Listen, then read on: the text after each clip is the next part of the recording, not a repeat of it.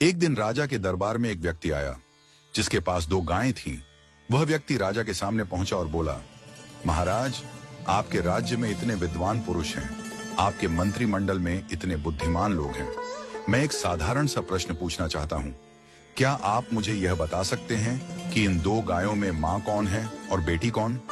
राजा ने दोनों गायों का ध्यानपूर्वक निरीक्षण किया। उसने देखा कि दोनों गायें बिल्कुल एक जैसी थीं। रंग, आकार और स्वभाव में कोई अंतर नहीं था। राजा की समझ में नहीं आया कि मां कौन है और बेटी कौन। उसने अपने मंत्रिमंडल को बुलाया और सबसे बुद्धिमान मंत्री से कहा, तुम देखो और बताओ कि मां कौन है और बेटी कौन। मंत्री ने भी बड़ी बारीकी से दोनों गायों का निरीक्षण किया, लेकिन वह भी उत्तर नहीं दे पाया। धीरे धीरे मंत्रिमंडल के सभी सदस्यों ने कोशिश की, लेकिन कोई भी इस साधारण प्रश्न का उत्तर नहीं दे पाया। राजा को बहुत अफसोस हुआ कि उसके मंत्रिमंडल में एक भी व्यक्ति इतना बुद्धिमान नहीं है जो यह बता सके कि मां कौन है और बेटी कौन। जब सबसे बुद्धिमान मंत्री अपने घर पहुंचा तो वह बहुत चिंतित था। उसकी पत्नी ने पूछा, आज आप इतने परेशान क्यों हैं?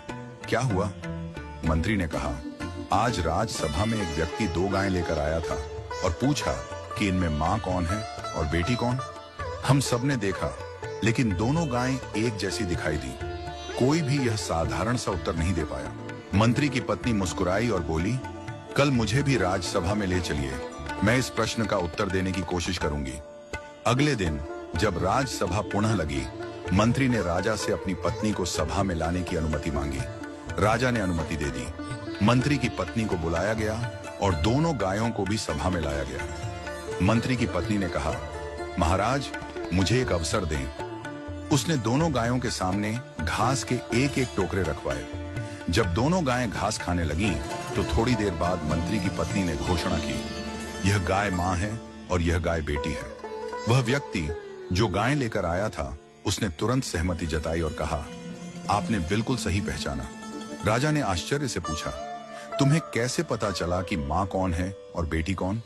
मंत्री की पत्नी ने समझाया, जब मैंने दोनों के सामने एक जैसा घास का टोकरा रखा, तो जो बेटी थी उसने जल्दी जल्दी अपनी घास खा ली और अपनी मां के टोकरे में भी खाने लगी। दूसरी ओर मां ने घास खाने की गति को धीमा कर दिया, आराम से खाने लगी। एक मां ही इतनी निस्वार्थ होती है कि खुद भूखी रहकर भी अपनी संतान को खिलाती है। इस कहानी का संदेश बहुत गहरा है। जैसे एक मां निस्वार्थ प्रेम करती है और अपनी संतान की भलाई के लिए खुद को त्याग देती है, वैसे ही ईश्वर भी हमें बिना किसी अपेक्षा के सब कुछ देता है। हम सब ईश्वर की संतान हैं और उसने हमें यह सुंदर सृष्टि निस्वार्थ प्रेम से दी है। हम अक्सर ईश्वर से केवल अपनी इच्छाओं की पूर्ति की प्रार्थना करते हैं, लेकिन कभी यह नहीं पूछते कि हे प्रभु, आप खुश तो हैं? जिस तरह हमें अपने माता पिता का सम्मान करना चाहिए, उनसे बातचीत करनी चाहिए और उनकी खुशी का ध्यान रखना चाहिए, वैसे ही हमें ईश्वर से भी संवाद बनाए रखना चाहिए।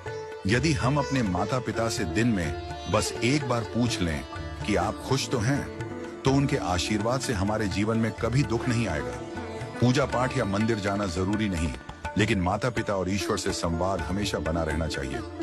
उनका प्रेम और आशीर्वाद हमारे जीवन को खुशहाल और समृद्ध बनाएगा।